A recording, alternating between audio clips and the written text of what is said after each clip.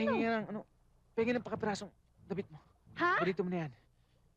Hmm. Walang mali siya. Utris. Bilis.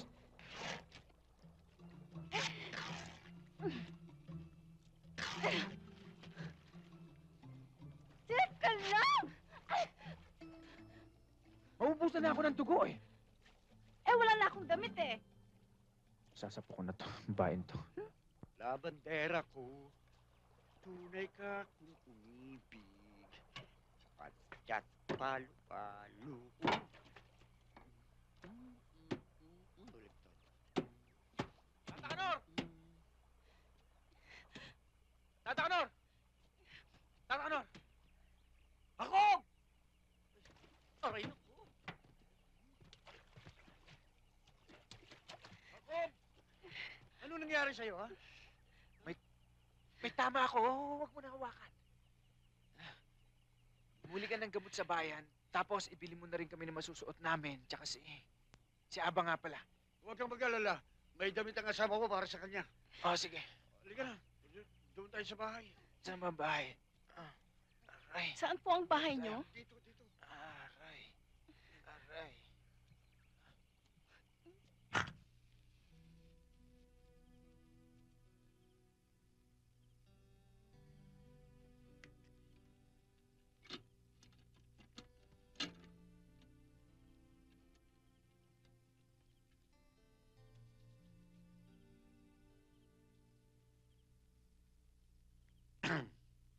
Mabuti't nagkasa sa'yo ang damit ng nasira kong asawa. Nasira? Bakit naloka ba siya? Ang ibig ko sabihin, namatay. Oh, sorry. Akala ko nabaliw siya. Siya nga pala. Mabutit. Nailigtas ka ni Jacob. Alam mo bang, yan ang dahilan kung bakit siya lihim na pinakawalan. Narinig ko. Taka siya. Bakit siya nakulong? Dahil sa pagmamahal sa pamahalaan, sa tungkulin at sa bayan. Alam mo bang si Jacob ay isang bayani? May bayani bang nakukulong? Yun nga ang masakit eh. Si Jacob ay isang bayani. Nilabanan niya ang mga mayayamang politikong nangangamkam ng mga lupain ng mga mahihirap.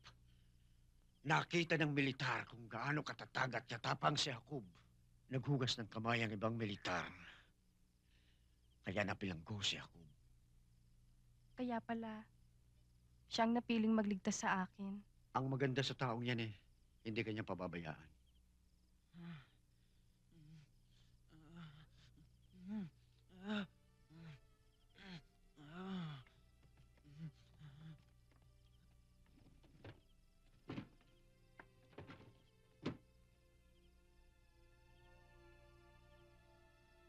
Tata Kanor, wala na ba kayong ibang kumot?